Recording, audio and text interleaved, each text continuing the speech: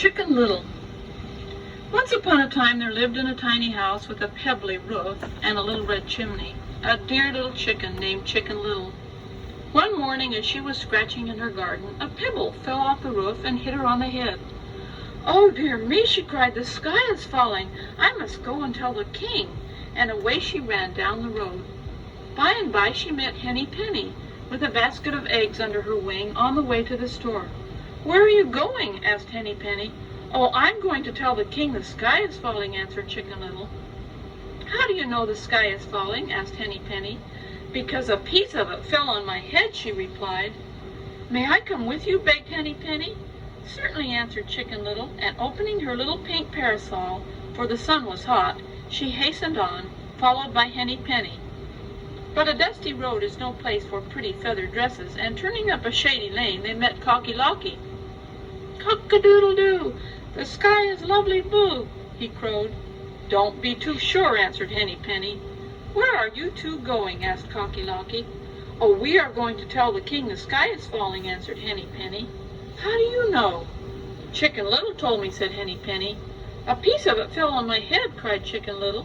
"Cock-a-doodle-doo, may I come with you too?" asked Cocky Locky. "Certainly," answered Chicken Little. Then away went the three, Chicken Little, Henny Penny, and Cocky Locky, along the shady lane where overhead the apple blossoms swayed in the merry breezes.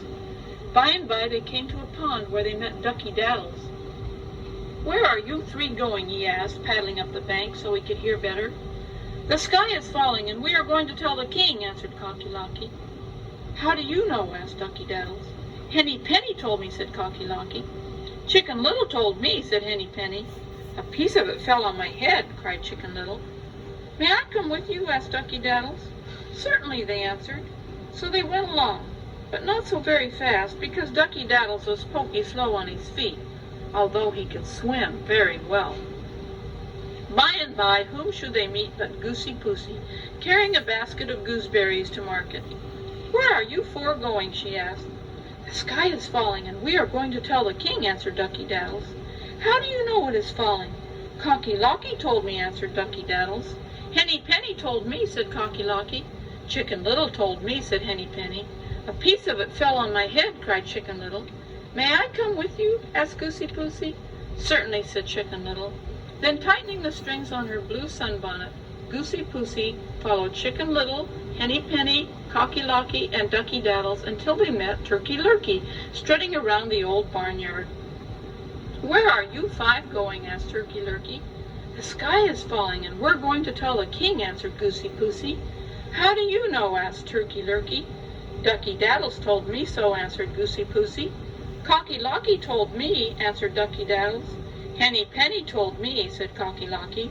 "Chicken Little told me," said Henny Penny. "A piece of it fell on my head," cried Chicken Little. "If the sky is falling down, it might hurt the king's gold crown," said Turkey Lurkey, spreading his tail out like a big feathered fan. "May I come with you?" "Certainly," said Chicken Little, Henny Penny, Cocky Locky, Ducky Daddles, and Goosey Poosey. So away they went until they came to a marshy meadow, when all of a sudden they heard a loud hissing noise. There stood Gander Pander by a pool of water from which he had just gobbled up a little fish. "Where are you six going?" he asked, straightening his little black hat, which had almost fallen into the water. "The sky is falling, and we are going to tell the king." "How do you know?" asked Gander Pander. "Goosey Poosey told me," said Turkey Lurkey. "Ducky Daddles told me," said Goosey Poosey. "Cocky Locky told me," said Ducky Daddles. "Henny Penny told me," said Cocky Locky. "Chicken Little told me," said Henny Penny. "A piece of it fell on my head," cried Chicken Little. "May I come with you?" asked Gander Pander, wiping his feet on the grass. "Certainly," answered all the little feathered folk. So down a sunny path they went, to one another calling, "We must hasten to the king, to say the sky is falling." By and by they came to a wild, rocky place, where there were only little patches of grass here and there, and clumps of bushes. The ground was so rough and stony that they stopped to rest, when out from behind the rocks jumped Foxy Loxy. "Where are you all going?" he asked, with a sly grin. "The sky is falling, and we are going to tell the king." How do you know? Asked Foxy Loxy, squinting his eyes. Turkey Lurkey told me, said Gander Pander. Goosey Poosey told me, said Turkey Lurkey. Ducky Daddles told me, said Goosey Poosey. Cocky Locky told me, said Ducky Daddles. Henny Penny told me, said Cocky Locky. Chicken Little told me, said Henny Penny. A piece of it fell on my head, cried Chicken Little, and we are going to tell the king. How silly, thought wise Foxy Loxy. Who ever heard of the sky falling? But out loud he said, You are not going the right way. Shall I show it to you?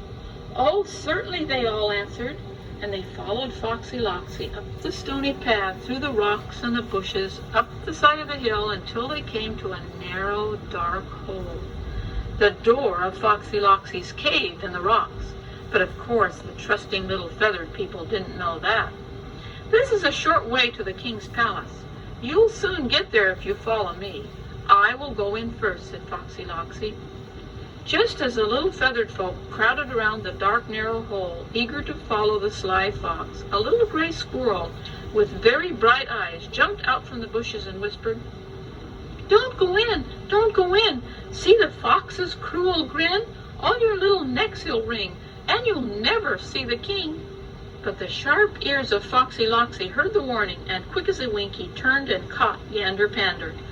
Just as he was about to twist Gander Pander's neck, the little squirrel threw a big stone and hit the old fox right on the head. The sky surely is falling, groaned Foxy Loxy, creeping into the darkest corner of his cave. I'll lead the way to the king's palace. Follow me, shouted the little squirrel. Happy to escape from the wicked old fox, away ran Chicken Little, Henny Penny, Cocky Locky, Ducky Daddles, Goosey Poosey, Turkey Lurkey, and Gander Pander.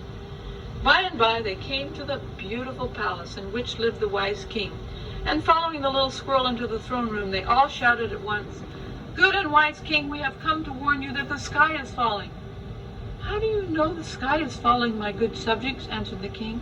Because a piece of it fell on my head, said Chicken Little. Come nearer, Chicken Little, said the king, and leaning from his velvet throne, he picked the pebble from the feathers of Chicken Little's head.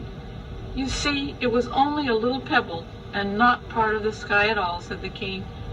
Go home in peace, and do not fear, because the sky cannot fall. Only rain falls from the sky. Weary but wiser, the little feathered folk left the palace and started on their long journey homeward. I guess the king is right, sighed Henny Penny. He certainly is, said Cocky Locky. I think so too, quacked Ducky Daddles. I'm sure he is, cried Goosey Poosey, and so said Turkey Lurkey and Gander Pander.